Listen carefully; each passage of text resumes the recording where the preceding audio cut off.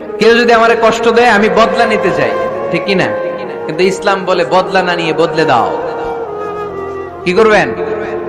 বদলা নিও না, বদলে দাও। আল্লাহর কাছে বল, বন্ধুর কাছে বলার আগে, স্ত্রীর কাছে বলার আগে, ফেসবুকে শেয়ার করার আগে কষ্টের কথা শেয়ার করব কার কাছে? বিশ্বনবী সাল্লাল্লাহু আলাইহি ওয়াসাল্লাম আমাদেরকে এটাই শিখিয়েছেন। এই শিক্ষার মধ্য দিয়ে গোটা বিশ্বকে তিনি চেঞ্জ করে দিয়েছেন। তার নাম মুহাম্মদ সাল্লাল্লাহু আলাইহি ওয়াসাল্লাম। এই সূরা থেকে আমাদের জন্য শিক্ষা হচ্ছে আমরা বিপদে আপদে সব সময় ভরসা রাখবো একজনের উপর, তিনি কে?